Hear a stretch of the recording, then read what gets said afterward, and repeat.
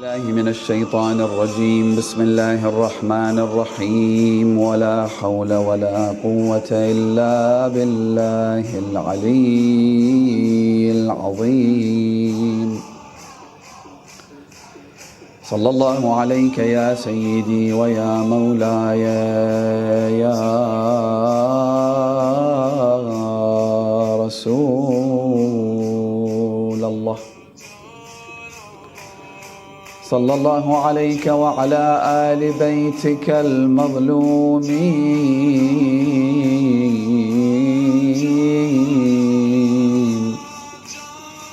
الغر الميامين. روحي وأرواح العالمين لكم الفداء. صلى الله عليك يا مولاي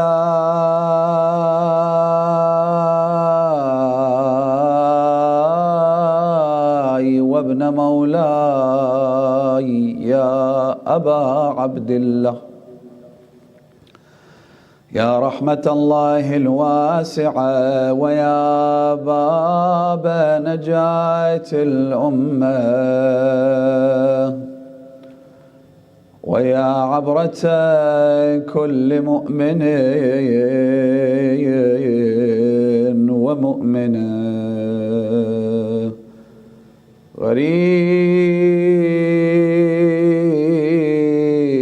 يا مظلوم كربلاء. سيدي يا ليتنا كنا معكم فنفوز والله فوزا عظيما.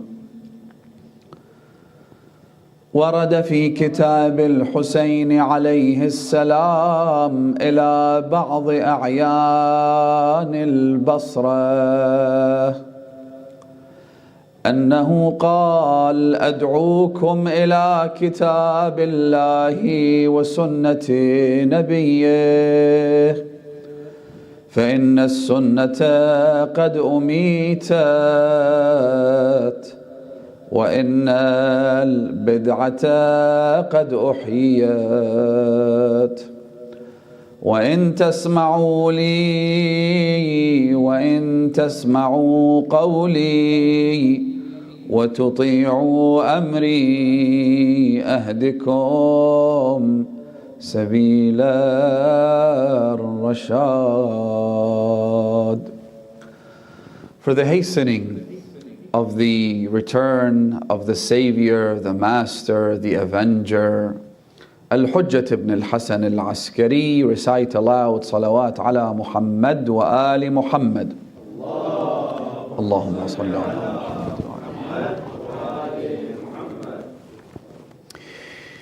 We said last night that one of the most devastating side effects of the coup that ensued after the demise of the Holy Prophet, may God's peace and blessings be upon him and his immaculate household, was that innovations started to sprout all over this religion. Things that had no basis in God's revelation, in the religion of Islam, in the Holy Quran, or the traditions of the Holy Prophet, which crept their way into the religion disguised as Islam. And that these innovations were made, believe it or not, in broad daylight, without a speck of shame.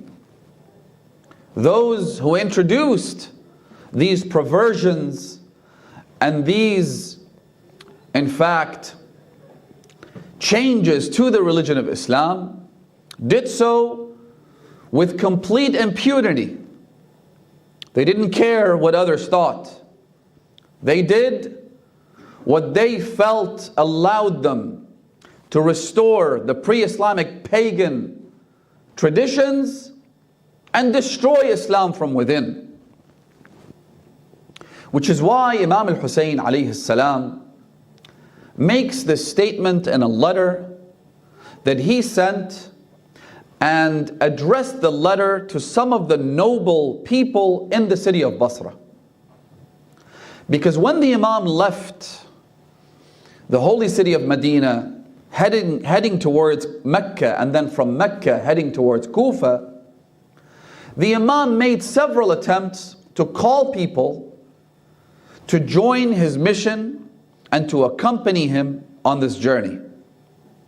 Those calls came in the form of sermons delivered to the general public in Mecca, for example.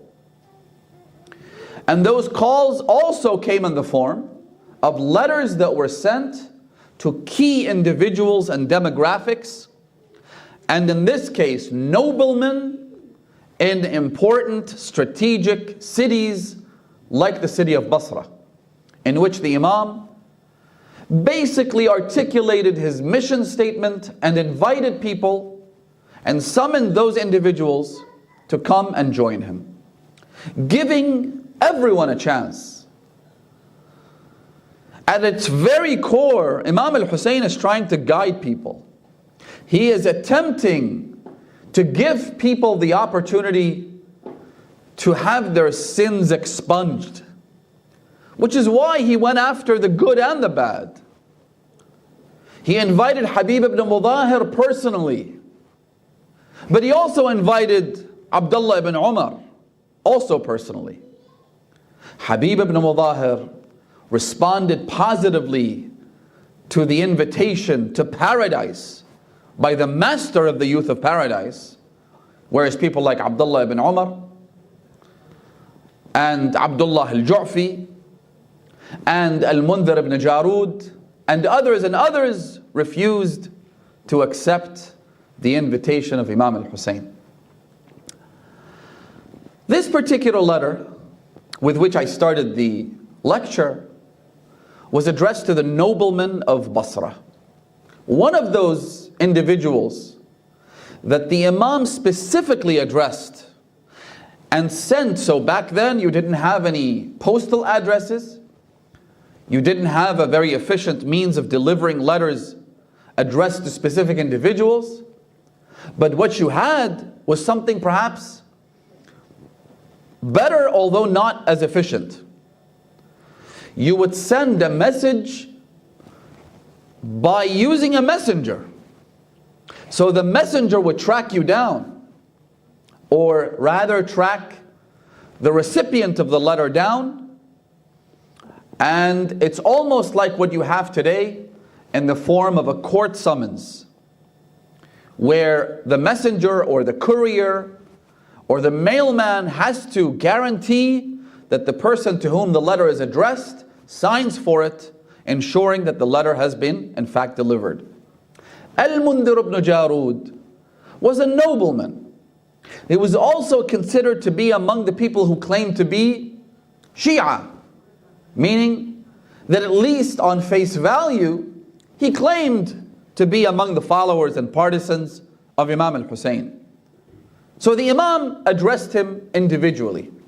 He sent this letter. Before I read you the passage of the letter that is the subject of my talk, it's important to note that Al-Mundhir ibn Jarud, when he received the Imam's messenger and received his letter, you have to take into account the fact that the letter was from Imam al-Hussein, who was a target of the government authorities of Yazid. So that made the letter of a highly classified nature. The letter was a secret message from Imam al-Hussein, a revolutionary leader, if you like to call him that, to someone that the Imam deemed worthy of having this message delivered to him. And yet, look at the treachery of this man. Look at the treasonous nature of this wicked individual, Al-Mundhir ibn Jarud, because he then, after receiving the letter, he then took the messenger of Imam al-Hussein alayhi salam and delivered them both to the governor of Basra, who was Yazid's appointee to Basra. And that led to the hanging and public execution of the messenger of Imam al-Hussein because of what this man did. When it comes to Imam al-Hussein, some people win and achieve victory while others lose and get nothing but eternal damnation. That's one of the features of Abu Abdullah al-Hussein. When you come across his caravan, you are presented with two very clear choices. Do you want to join the caravan of Imam al-Hussein and do things that would enlist you in the column of those who supported the Imam, or do you choose the other camp? There is no middle ground. There is no gray area when it comes to Abu Abdullah al-Hussein. That's why I've said this before and I'll say it again. Whenever you're faced with a choice and you don't know which direction to take, you don't know what to do, one of the things that gives you incredible moral clarity is to say and ask yourself, what would Hussein do? At this exact moment, if Imam al-Hussein was the one making this choice, what would he choose? This illuminates your heart. Try it and you'll see what I'm talking about. Anyway, Al-Mundhir ibn Jarud chose the fires of hell so that he could get a few more years of wellness in this life. He condemned himself to an eternity of punishment and misery. يا